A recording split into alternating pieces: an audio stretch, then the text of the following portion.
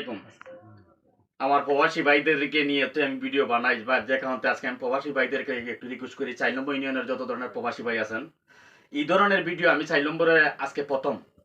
বিশেষ করে আমার মেম্বার সাহেব বাবলু ভাই আমার আরো আগেই লোক দিয়েছিলেন যে আমার এলাকায় এই ধরনের কিছু অসহায় মানুষ আছে, কিন্তু আজকে বাইর দিয়ে অন লাগছে আমার এই ইরন ভাইয়ের পরিবার আমার বোন উনিও বিনোদনের ভিডিও করে, যে কারণে উনি ভিডিও ছাড়তেন না। উনি ভাবছিলেন যে আমরা দিয়ে ছাড়াইবেন, যে কারণে আমার বোনটা আমাকে ফোন দিছে, দুই একদিন ফোন দিয়ে দিতে হয়েছে এই বিষয়ে। কিন্তু আমি কেন আসলাম আইয়ে দেখি এরা বাপপুত ওই সাহায্যের বিনিময়ে হাত পাতবেন, এরাই বলতেছেন আমার কথা না। তবে আমি একটা জিনিস শুধু দেখাই দিই, এটা কিভাবে তোমার পাওয়াটা এরকম সমস্যা ছিল? মানে অ্যাক্সিডেন্ট হয়েছিল কতদিন আগে? 3 বছর হইছে। পাওয়াটা উনি 3 বছর আগে কিভাবে অ্যাক্সিডেন্ট করছিল? এই তো মানে গাছে আছে না, গাছে উঠে মানে উঠছিলাম গাছ থেকে পড়ে গেল। ডালের পায়ে দিয়ে পড়ে। যাই হোক, গাছ থেকে পড়ে ওনার পাওয়ে 3 বছর যাবত রডটা এখন রইছে, অর্থর বিনিময়ে রডটা খুলতে পারতেছেন না। প্রবাসী ভাইরা সমস্ত বাংলাদেশে যত ধরনের প্রবাসী বাইরে আছেন, যদি আপনাদের দয়া মায়া লাগে, আমার ভিডিওটা যদি আপনাদের কাছে বিনোদন মনে হয়, ভালো লাগে, তাহলে এই ধরনের পরিবারের প্রতি একটু দাঁড়াইতেন। এই সাইডটা দেখাইছো নি? সাইডটা দেখাও, মানে এইখান থেকে এখান পর্যন্ত রড লাগাই। জি জি।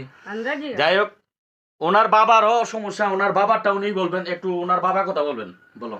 বাবার বলুন। আমার ভেসে দিয়া রক্ত যায় চাক্কা চাক্কা, আজকে মনে হয় আজকে 18 বছর ধরে পয়সার কারণে আমি ডাক্তার দেখাইতাম, বাড়িতে আইছি কিছু কিছু তো কোনো কামাই না। আমি আর এই পয়সার লাগি পারি না, আমার এই অবস্থা। আপনারা যদি আমার একটু সাহায্য করুন, তাই আমি পাইলাম উৎকনে আমার আপনার কাছে বিদেশে বাহিরে দেশে আপনারা কাছে আমার উৎকনে আপনারা একটু সাহায্য আমরা করি। বিশেষ করে আমার আলিমুন আপা বোনকে একটু রিকোয়েস্ট করি এই বিষয়ে, যেই তো তুমি লক দিছো, তুমি একটু কথা বলো ওদের গিয়া।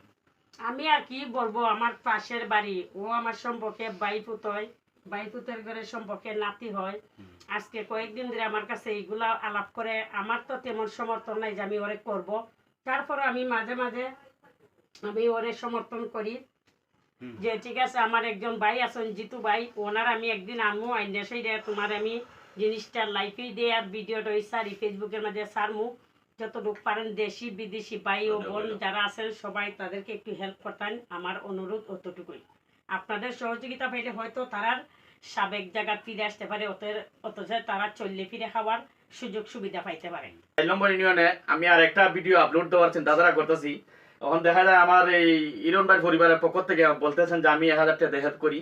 আমার ৪ নম্বর ইউনিয়নের প্রবাসী ভাইরা যারা আছেন, যদি আপনারা একটু অর্থ বাড়িয়ে দেন, তাহলে এরা বাপুতে দুজনের চিকিৎসার জন্য হাত পাচ্ছে। বিশেষ করে ইরন ভাই কথা বলবেন একটু আগে। আসসালামু আলাইকুম, বানিয়াজুম যাত্রা ভাষা।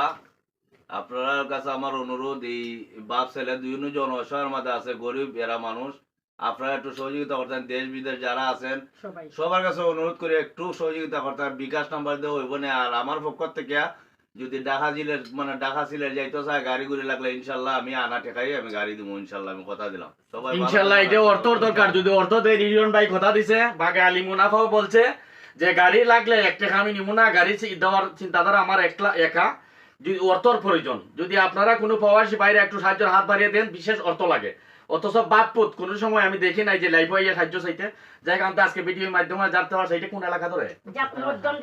মধ্যম যাত্রা ভাষার এলাকার যারা প্রবাসী বাইরে আছেন, একটু পরিবারদের একটু ভালোবাসা দিবেন। আসসালামু আলাইকুম, আল্লাহ হাফেজ।